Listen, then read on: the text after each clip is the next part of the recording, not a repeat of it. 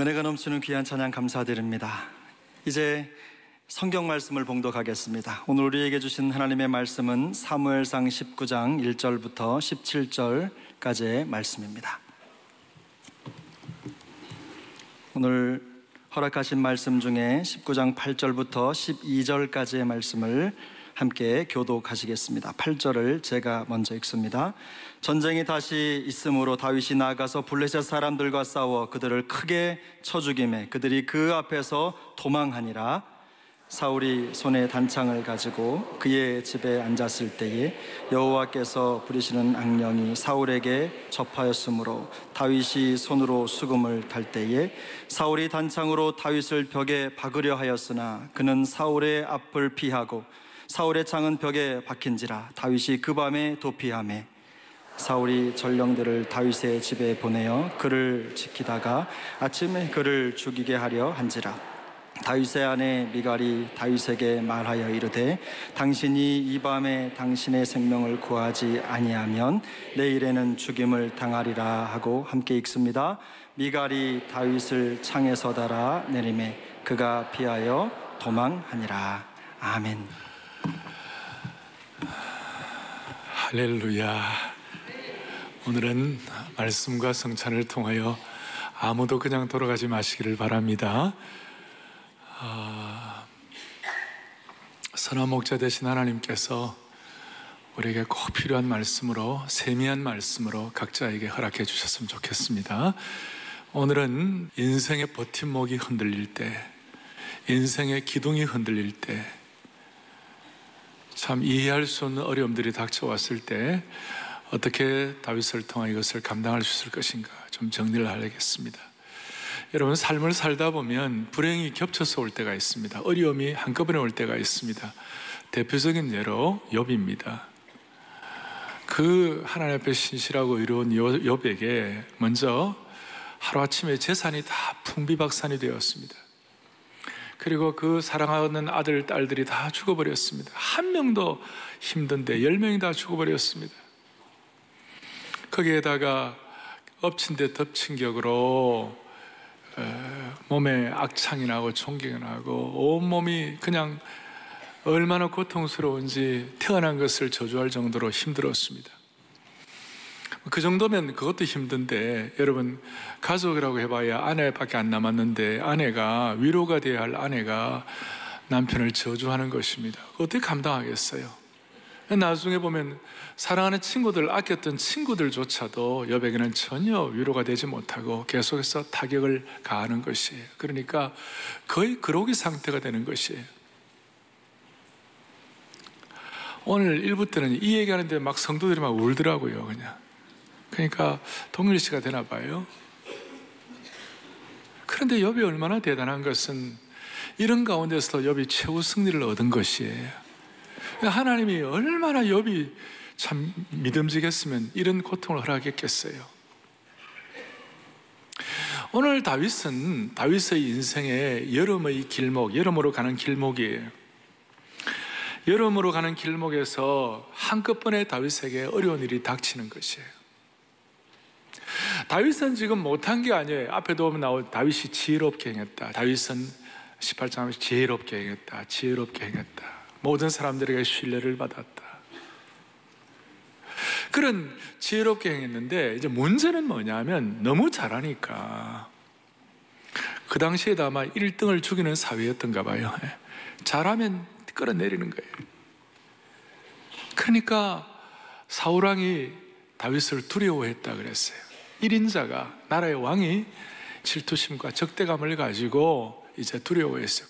뭐 두려워하고 질투심 정도 느끼면 그것으로 끝나면 좋은데, 오늘 여러분들이 보시는 대로 다윗을 불러다 놓고 가장 창을 던져가지고, 그것도 그냥 적당히가 아니에요. 완전히 모든 종류의 살기와 그 다음에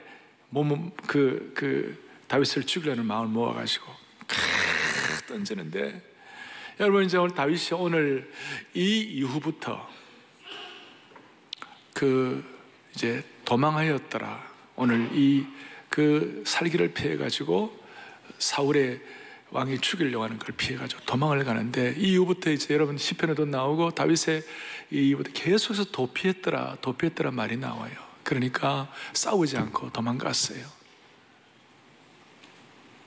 그리고 오늘 이 사건에 대해서 저는 성경을 읽다가 너무 성경 전체가 잘 연결이 되는데, 오늘 이 사건에 대해서 그대로 사울 왕이 다윗을 창으로 죽이려고 할 때에 다윗이 고백한 시편이 그대로 있어요. 시편 59편에 보면 제목이 시편 59편은 이렇게 나와 있어요. 사울이 사람을 보내어 다윗을 죽이려고 할 때에 그랬어요. 그리고 이것이 얼마나 괴로운지 시편 59편 1절에 오면 뭐라고 하냐, 나의 원수에게서 나를 건져달라. 나 원수에게서 나 좀 건져주세요. 2절에서 보면 악을 행하는 자에게서 나를 건져주십시오. 2절 또 뒷부분에 보면 뭐라고 하냐, 피 흘리기를 즐기는 자에게서 나를 구원해 주십시오. 얼마나 고통스러운지. 그 다음 3절에 보니까 그들이 나의 생명을 해하려고 엎드려 기다리고 있다. 얼마나 힘든지. 7절에 보니까 그들이 입으로는 악을 토하고 그들의 입술에는 칼이 있어 이르기를. 그러니까 입에는 악을 토하고 입술에는 칼이 있다고 그랬어요. 너무나 잘 묘사가 되어 있어요. 거기에 시편 59편 6절에 보니까 개처럼 짖으면서 성을 두루 다니며 물려고 했대. 여러분, 이런 표현은 그냥 할 수 있는 표현이 아니에요. 그야말로 극렬한 죽음의 도가니에서 고통을 당해야 나올 수 있는 표현이에요. 그냥 적당한 미사 여구, 그냥 이론이 아니에요. 그래서 이런 핍박을 받으면서 이제 다윗이 너무나 억울한 거예요. 하나님, 내가 하나님 앞에서는 죄인이지만 내가 사람 앞에서는 이런 대접을 받아야 되느냐고. 시편 59편 3절에 오면 그들이 나의 생명을 하려고 엎드려 기다려 강한 자들이 모여 나를 치려온. 그 다음에 보세요. 읽어보겠습니다. 여호와여, 이는 나의 잘못으로 말미암음이 아니요 나의 죄로 말미암음도 아니로소이다 그랬어요. 하나님 앞에서는 죄인이지만, 그러나 내 잘못도 아닌데, 내 죄로 말미암은 것도 아닌데 어떻게 이런 일이 날 수 있느냐고 다윗이 그렇게 한탄하는 시편의 고백을 합니다. 59편의 앞부분에 그렇게 나와 있어요. 아주 제대로 된 묘사예요. 우리가 살다 보면 이럴 때가 있잖아요. 우리가 살다 보면 아무리 애를 써도 폭풍의 한가운데서 도망갈 방법이 없을 때가 있어요. 다윗은 자기 생각에는 잘못이 없는데 그의 생에 검은 구름이 몰려오는 거예요. 살다 보면 우리 인생에도 심한 마음의 압박, 고통스럽게 비난받는 것, 이유를 알 수 없는 대적자들이 있을 수 있어요. 경제적으로도 너무 어려웠고, 그리고 끝이 해결되지 않는 여러 가지 각종 문제들이 있어요. 가정생활의 검은 구름도 있고, 인생살이의 폭풍들은 누구나 다 경험할 수 있는 것이, 얼마 전까지만 해도 화냈는데 지금은 어둡게 변한 그런 힘든 여정도 있을 수가 있는 거예요.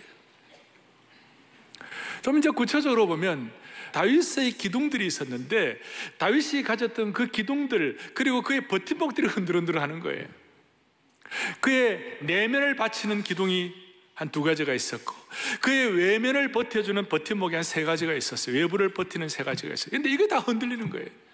첫째는 다윗의 지위였어요. 다윗이 어떤 사람입니까? 지금 골리앗을 죽이고 난 다음 이스라엘 모든 백성들이 앞에 보면 다윗이 너무 좋기 때문에 당신이 군대의 장이 되라, 그리고 다윗은 신뢰할 만하다, 우리가 다윗 당신을 사랑하겠다, 당신은 우리의 존경받을 자다, 이렇게 나름대로 그의 지위와 그 위치가 보장이 되어 있었어요. 그런데 사울이 창을 던지니까, 사울 왕 앞에서 도망을 가야 하니까 그 모든 지위가 물거품이 되는 것이, 흔들리는 것이. 그 다음에 다윗이 어떤 사람? 다윗은 하나님 앞에서 자기 나름대로의 영적 자존심이 있는 사람이었어요. 인간적인 자존심이 있는 사람이에요. 골리앗을 죽이고 난 다음에 다윗의 나름대로 갖고 있는 자존심이 있는 거예요. 근데 그 하나님은 그 자존심조차도 밑바닥까지 내려가는 환경을 만드시는 거예요. 이제 좀 이따 보면 다윗은 견딜 수가 없어 도망을 가가지고 저 가드 사람 아기스라는 그 왕에게 이제 가는데, 그 가드가 뭐냐, 블레셋 지역이에요. 여러분, 얼마 전까지만 다윗은 블레셋 사람 골리앗을 죽인 사람이에요. 그런데 블레셋까지 도망을 가가지고 사무엘상 21장 12절 13절 보면 참 마음이 안타까운 게 읽어보겠습니다. 다윗이 이 말을 그의 마음에 두고 가드와 아기스를 심히 두려워. 13절 보겠습니다. 13절. 그들 앞에서 그의 행동을 변하여 미친 체하고 대문짝에 그적거리며 침을 수염에 흘렸다. 조금 전까지만 하더라도, 얼마 전까지만 하더라도 이 블레셋을 물리치는 그 참 대단한 영웅이 적군의 진지에 가가지고 그 적군에 가가지고 날 좀 망명을 한 거죠. 날 좀 살려달라고 망명을 했는데, 그냥 영웅이면, 이스라엘에 이 잘하는 사람이면 블레셋 왕이 가만히 두겠어요? 잡아 죽여버리지. 그러니까 다윗이 어쩔 수가 없어가지고 미친 채 하는 거예요. 13절 다시 한번 보세요. 어떻게 미친 채 하는가 하면, 대문짝에다가 그적거리며 침을 수염 흘렸다. 여러분, 대문짝에다가 이랬으면서 침을 그냥 뭐 줄줄 흘리는 것이에요. 여러분, 다윗이 어떤 사람이에요? 준수한 사람이에요. 준수한 그가 하는 행동을 한번 보세요. 그 영웅이 침을 줄줄 흘리면서 수염에 묻히고 미친 자 같은 모습이었어요. 아니, 진짜 남들이 볼 때는 미쳤어요. 그럴 때 다윗의 내면이 밑바닥의 기둥부터 흔들흔들 하는 거예요. 제가 이걸 읽으면서 이 가운데도 하나님의 유머가 있구나, 그렇게 했어요. 21장 13절 뒤에 14절 15절에 그 가드왕 아기스가 이런 얘기를 해요. 보겠어요. 아기스가 그의 신하에게 이르되 너희도 보거니와 이 사람이 미치광이로다. 어찌하여 그를 내게로 데려왔느냐. 그리고 15절에 너무 재미있어요. 15절. 내게 미치광이가 부족하였어. 우리 한번 읽어볼까요? 함께요. 내게 미치광이가 부족하여서 너희가 이자를 데려다가 내 앞에서 미친 짓을 하게 하느냐. 이자가 어찌 내 집에 들어오겠느냐 아니라. 그러니까 가드왕 아기스도 알았죠. 일국의 왕이니까 이 궁중 내에 미친 사람들이 우글우글 한다는 거예요. 미친 사람이 저거가 또 데려오느냐. 참 인생은 서로가 서로에 대해서 미쳤다고 평가할 웃지 못할 일들이 있는 거예요. 그래서 망명한 망명지에도 있을지 못하고 쫓겨나가지고 나중에 22장의 1절에 보면 아둘람 굴로 갔다. 그리고 그 아둘람에 가가지고 그 흔들리는 다윗의 내면이 아둘람 굴에서 그 동료들과 함께 뭐라고 할까요? 그 아둘람 굴에서 다윗의 영성이 폭발적으로 정비되는 시간이었어요. 결국 아기스 왕에게도 다윗은 쫓겨났습니다. 내면이, 그의 위치, 그의 자존심이 흔들려 버렸어요. 그것은 내면적인 것이었고, 또 이때에 다윗의 외부, 다윗의 외면을 버텨주는 기둥이 있었어요. 버팀목이 있었어요. 그것은 뭐냐? 첫 번째로는 다윗에게 있어서 뭐가 있었냐면, 다윗의 멘토가 있었죠. 사무엘 선지자가 멘토였어요. 그 사무엘 선지자 멘토가 더 이상 다윗을 지켜줄 수 없는 상황이 되어버렸어요. 마음이 너무 아팠어요. 그러나 이제 다윗에게 참 고민스러웠던, 오늘 본문에도 나옵니다만은, 쫓겨갈 때에 다윗에게 있는 조강지처 첫 번째 아내가 미갈 아닙니까? 사울왕의 딸 미갈이 다윗을 정말 사랑했는데 아버지가 자기 남편을 죽이려고 그러니까 이제 이 아내인 미갈이 다윗에 대한 마음이 극진해가지고 다윗을 살리려고, 그래가지고 이제 그 사랑하는 아내와 같이 살고 싶은데도 불구하고 그렇게 하지 못하고 도망을 가야 되는, 그러니까 앞으로 이 이후로는 다윗이 제대로 이 미갈과 함께 가정생활을 할 수 없는 그런 상황이 되었어요. 가정조차 흔들리게 된 것이, 가정이 흔들리는 것이, 아내라는 기둥이 흔들리게 된 것이. 옛날에는 여러분 가정이 홈 스위트 홈이었어요. 가정은 안식하는 곳이고 우리가 영적으로 충전하는 곳이에요. 그런데 요즘은 가정이 3대 스트레스를 받는 곳이래요. 직장과 학교와 가정, 이 세 가지가 3대 스트레스래요. 일본 요코하마 시가 운영하는 쓰레기 분리수거 인공지능 채팅 로봇이 있었어요. 여러분, 제가 이 말 듣고 시험 드는 자가 없기를 바랍니다. 일본 주부들이 쓰레기 분리수거 채팅 로봇인데, 거기에다 일본 주부들이 호기심으로 로봇에게 물어봤어요. 쓰레기 분리하고 쓰레기 버리는 곳인데 제목이 뭐냐? 남편을 어떻게 버려야 되나? 좀 슬픈 얘기죠. 그러니까 로봇이 뭐라고 대답했냐면, 참 제가 조심스러운데요, 판단력이 없어서 함부로 결혼하고, 인내력이 없어서 함부로 이혼하고, 기억력이 없어서 다시 재혼한다 그랬어요. 그러니까 이거 남편 어떻게 버리냐 그러니까 뭐라고 그러냐면, 그냥 인내심을 갖고 살아 그랬대요.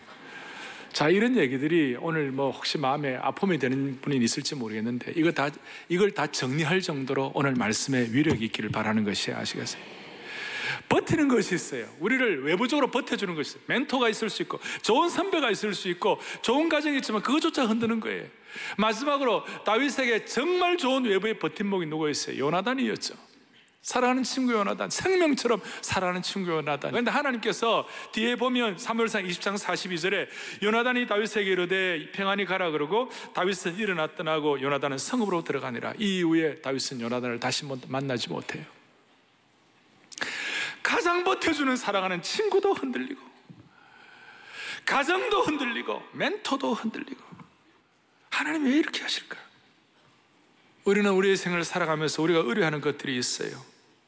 어릴 때는 부모를 의지합니다. 학교 다닐 때는 선생님과 친구를 의지합니다. 심지어 교육을 의지합니다. 개인의 미래에 대한 희망을 갖고, 또 우리가 미래에 대한 소망을 의지합니다. 성인이 되면 배우자나 안정된 재정 상태를 의지합니다. 직업을 의지합니다. 부모와 같은 선배를 의지하기도 하는 것이에요. 그런데 우리 하나님은 파치 할머니도 아닌데, 파치 어머니도 아닌데, 뺑덕 어머님도 아닌데 왜 우리 기둥을 흔드실까? 왜 흔드실까? 우선 욥의 입장에서는 하나님이 욥을 그렇게 흔드실 때에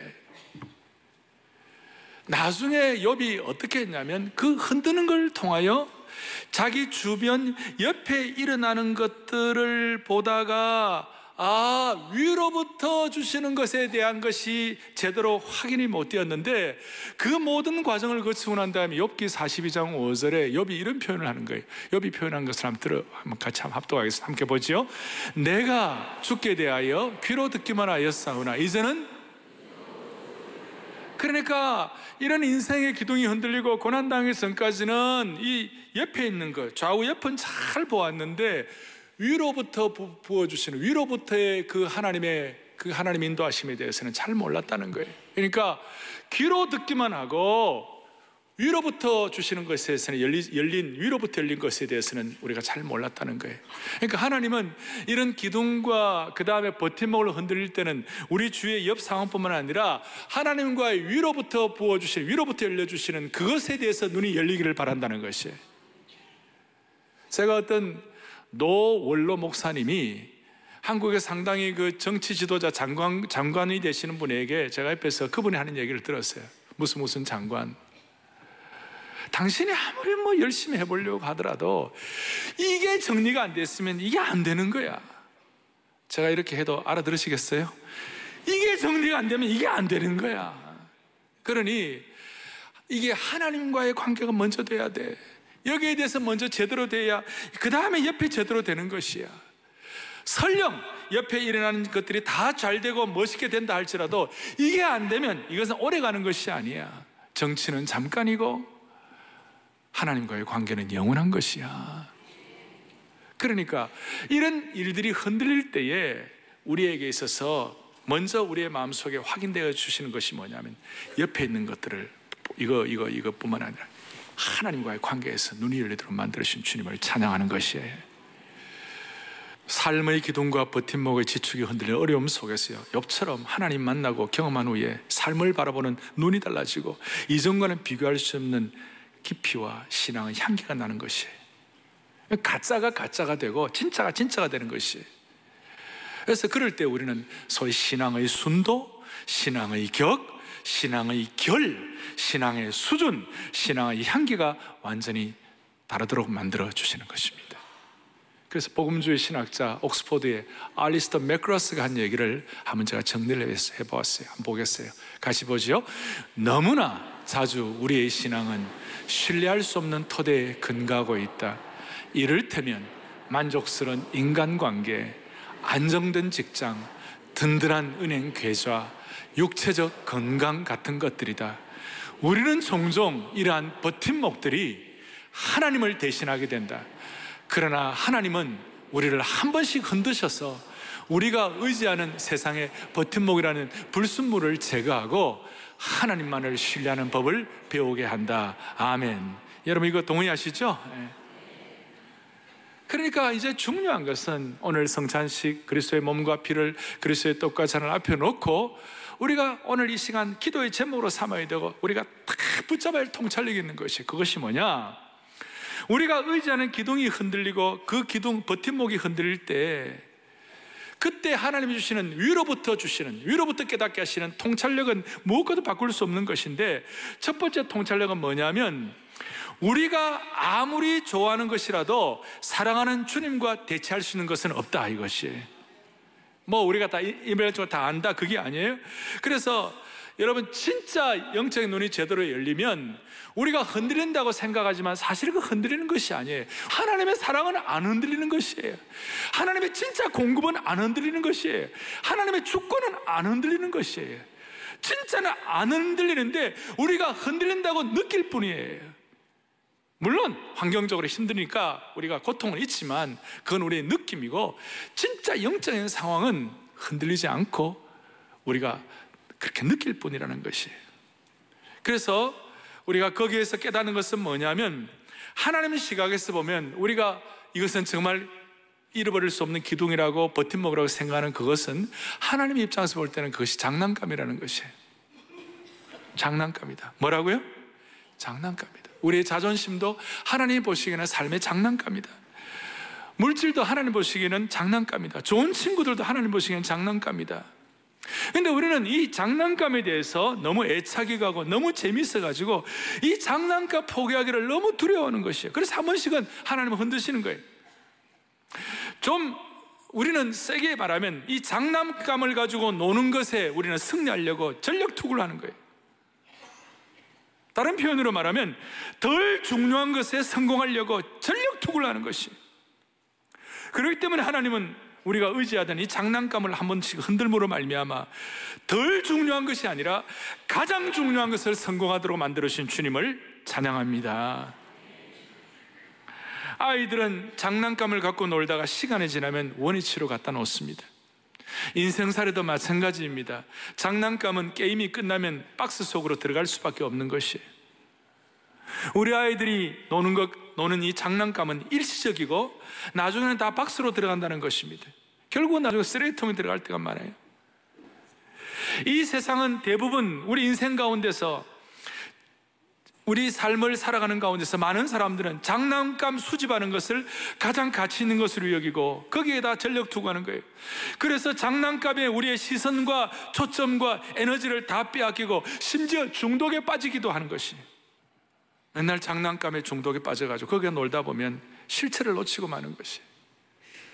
그래서 진짜 주님 사랑하는 것, 인생의 기둥이 흔들리면서 경험하는 것은 진짜 주님 사랑하는 것이 확고하면 그 장난감에 중독되지 않도록 만들어주신 주님이세요. 이걸 깨닫게 되면요, 참 놀라운 것은 우리에게는 장난감이 아니라 그 기둥들이 하나님 우리에게는 선물로 주시는 것이에요. 장난감은 중독될 수 있지만 이 선물은 우리가 누릴 수가 있는 것이에요.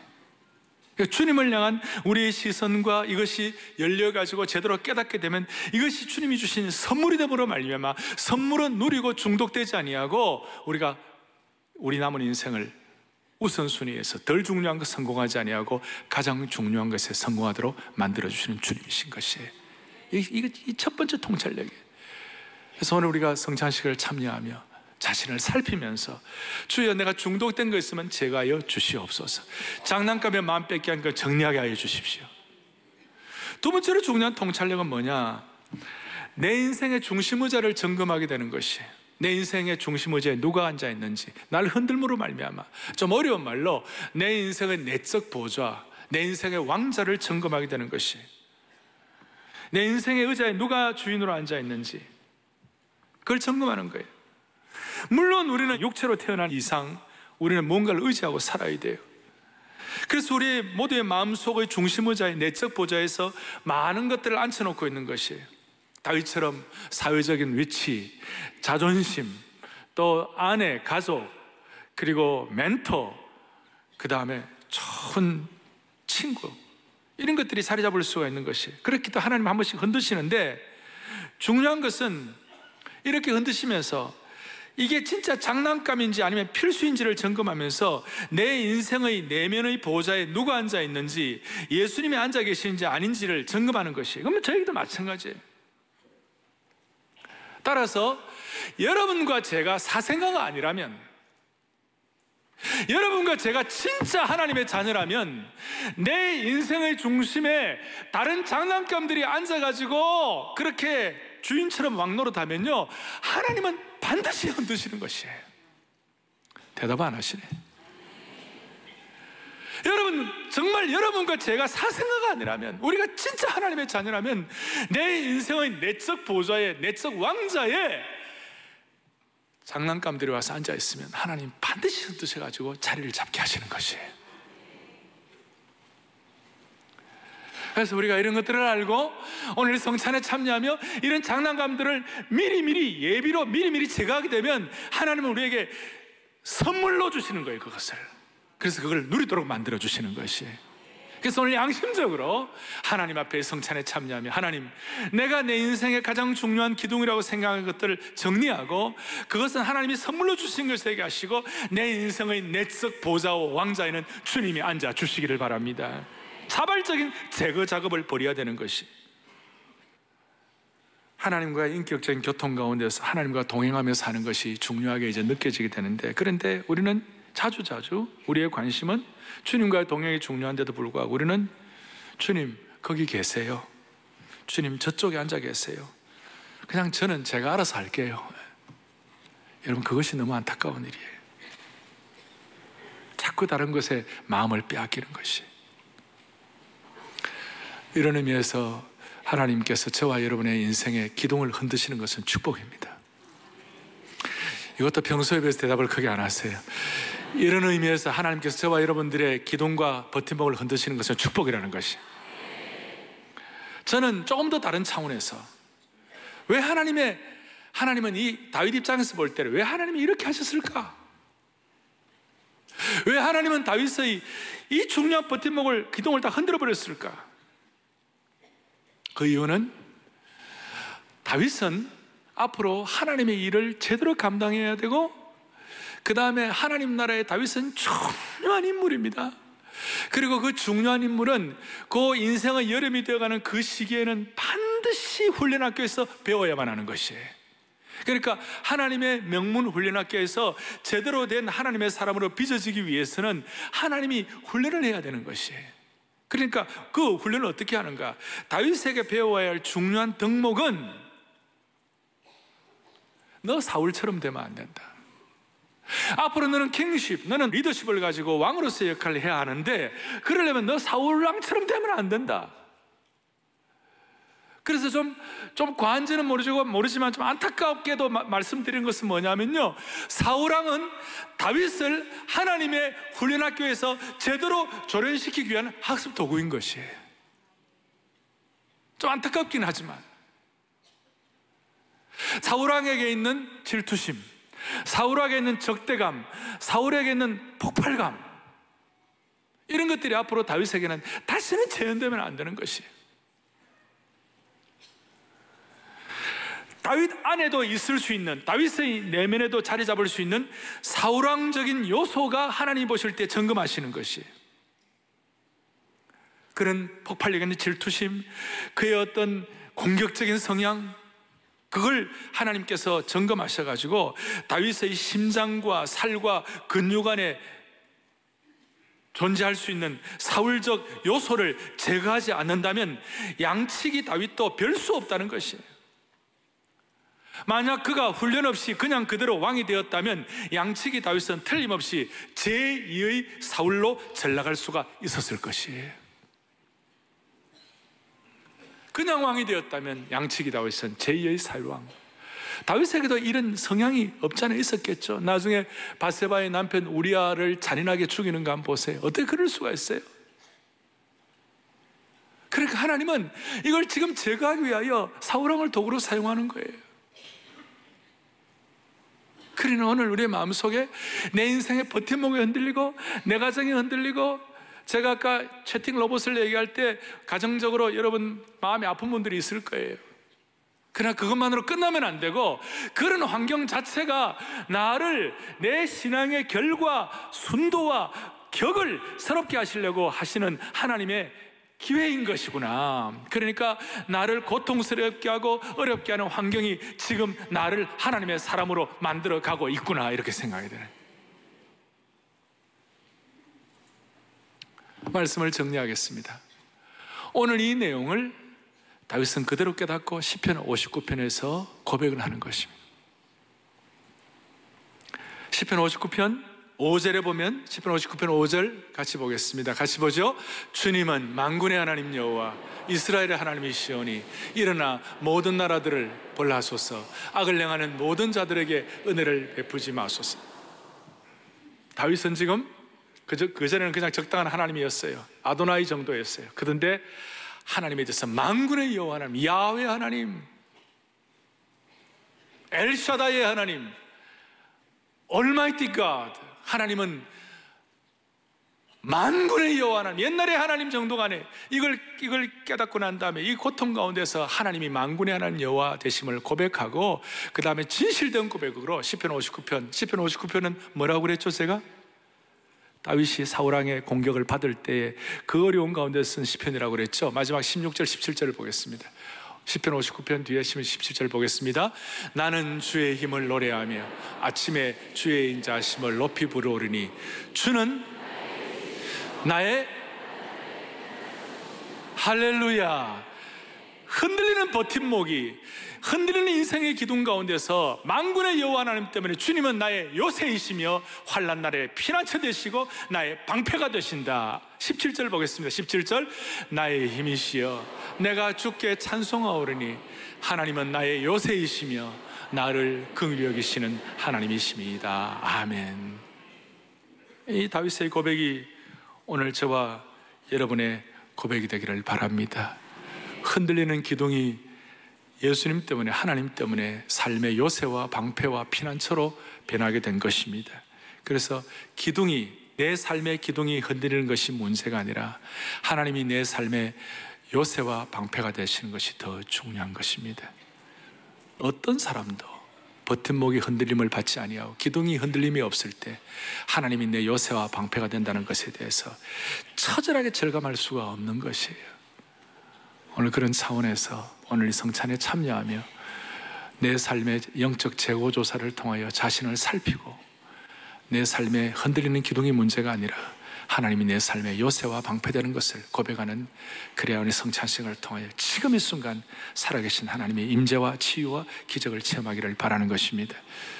오늘 제가 성찬에 참여하면, 오늘은 사랑의 교회 성도들과 함께 우리는 한 주가 한 역사이기 때문에 제가 찬송 하나를 같이 하고, 오늘 이 말씀에 맞는 찬송 하나를 같이 하고 그 다음에 이 성찬식에 참여하고 싶다, 이런 제가 마음을 주셔가지고 저희 교회 forever 어른들, 우리 교회 60, 70 이상 되신 forever, 우리 교회 forever 우리 한 수천 명의 성도들이 있는데, 그 forever에서 객관적으로 제일 찬송을 잘 하신다는 그런 우리 중창단이 있어요. 이 중창단이 있는데, 이 forever 중창단에서 찬송이 무슨 찬송이냐면, 내 진정 사모하는 친구가 되시며 산 밑에 백합하여 빛나는 새벽별, 내 마음이 아플 적에 큰 위로 되시며 나 외로울 때 친구라 주 예수 내 구주, 내 모든 쓰라림을 주 담당하시고 시험을 당할 때에 참방패 되시네.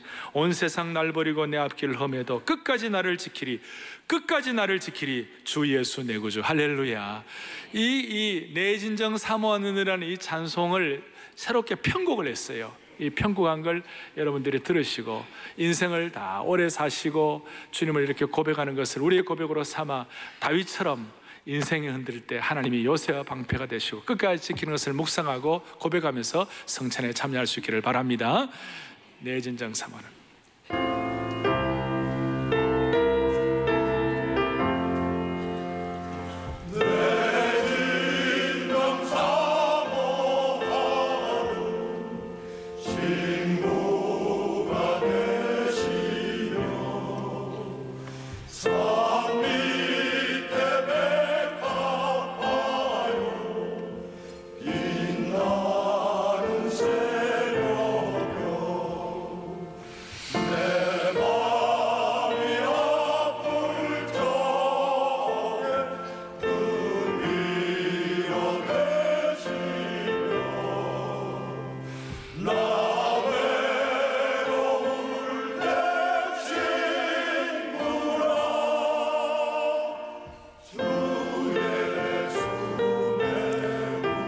2절 할 때 성찬회원들은 제 위치해 주세요.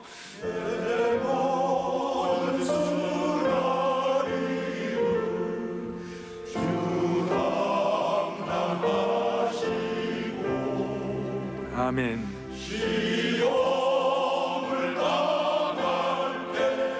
아멘.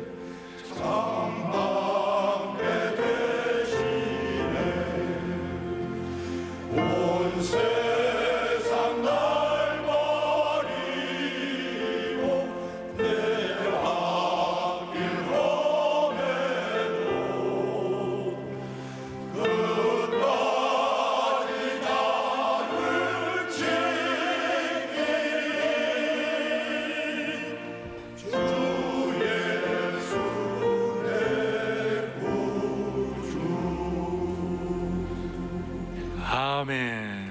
너무 감사하죠.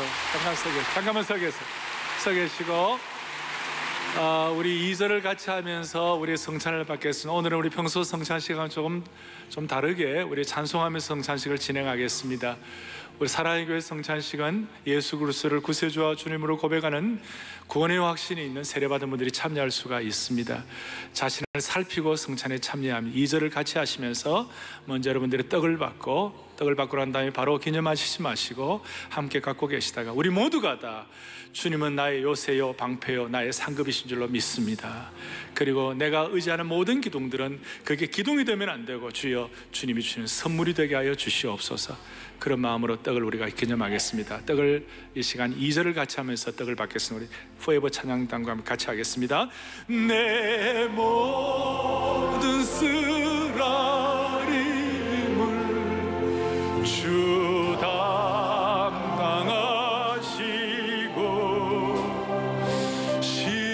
시험을 당할 때에 본당과 별관에 있는 여러분들 떡을 다 받으시기 바랍니다. 온 세상 날 버리고 내 앞길 험해도 끝까지 나를 지키리 주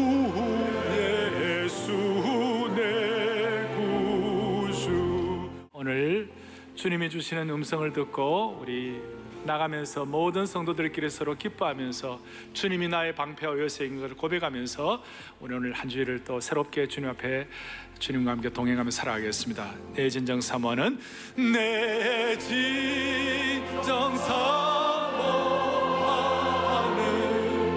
친구가 되시며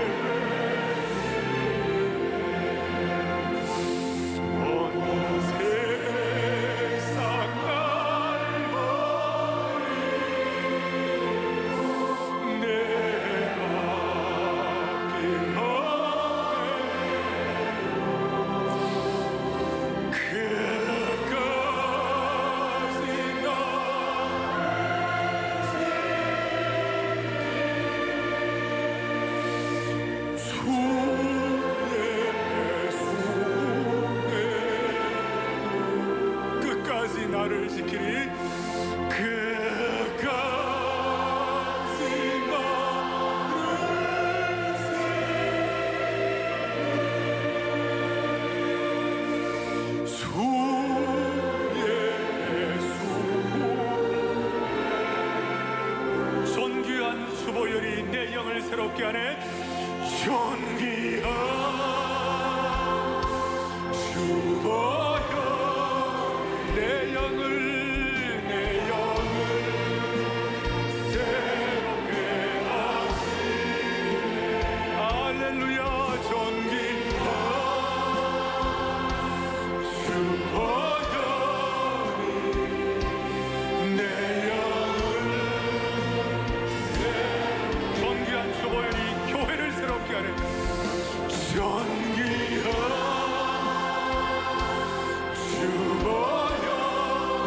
교회를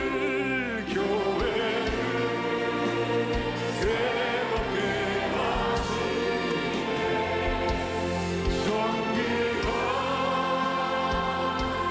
존귀한 주보여 교회를 새롭게 하네. 지난 10일 토요비전 새벽 예배는 광복 74주년 나라사랑 구국기도회로 함께했습니다. 특별히 700호 뉴스레터가 발행됐고 예배부와 권사회 연합찬양대가 애국가와 한라에서 백두까지라는 찬양으로 은혜를 나눴습니다. 초등부 천희혜성, 대학부 정혜원, 청년부 김한주 형제가 나라와 민족을 위해 다음 세대 대표로 기도했습니다. 광복절 주일 예배에서 오정현 담임 목사는 룻기 본문으로 말씀을 전하며 섭리의 신비를 믿으면 믿음의 용량이 커지고 세상이 알지 못하는 평안을 얻을 수 있으며 어떠한 혼란 속에서도 현재의 삶에 충실할 수 있다고 강조했습니다. 주일 예배를 마친 후 나라와 민족을 위한 산상기도회가 열렸습니다. 폭염과 태풍 등 날씨 때문에 걱정이 많았지만 기후에 불과했습니다. 하나님은 은혜를 사모하며 청계산에 오른 3,200여 명 성도들에게 시원한 바람을 허락해 주셨고 인터넷과 유튜브 생중계를 통해 6천여 명이 참여 총 9천여 명의 영가족들이 자연이 만든 안아주심의 본당 같은 예배 공간에서 산상기도회를 함께했습니다. 오늘 우리는 이 하나님의 성산에 올라왔습니다. 성산에 올라와 가지고 우리가 주님 앞에 메어달리고 기도하는데 이 기도를 통하여 하나님께서 여러분 개인과 인생과 교회와 민족과 공동체를 지켜주시기를 원합니다. 창조주 하나님을 우리가 섬기는 마음으로 사랑의 교회 성도들 가운데 수천 명의 성도들이 하나님의 도우심을 간구하여 이 자리에 올라온 것 자체가 축복이에요. 정말 올라와 앉아있기만해도 응답하실 줄로 믿습니다. 오정현 담임 목사는 시편 121편 본문으로 말씀을 전하며 하나님은 우리를 지켜주시는 분이라고 거듭 강조했습니다. 나라와 교회와 민족을 지키시고 남북 문제와 나라와 나라 간의 갈등도 풀어주실 것이라 믿으며 또 천지를 지으신 창조주 하나님의 섭리에서 벗어날 수 없다는 것을 잊지 말자고 당부하며 기도회를 인도했습니다. 간절한 마음으로 주님 앞에 나와 기도한 영가족들, 나라와 민족을 위해 청계산이 울리도록 뜨겁게 부르짖으며 성령의 은혜를 간구했습니다. 기계 기도로 시작해 나라와 민족의 모든 것을 하나님께 맡겨드린 산상기도회. 3년째 이어진 산상기도회는 해를 거듭할수록 더 큰 은혜가 허락되고 감사가 넘쳤습니다. 사랑의 교회 영가족들이 나라와 민족, 교회와 가정과 개인을 위해 하나님 앞에 내려놓은 기도 제목 모두 응답해 주시기를 소망합니다.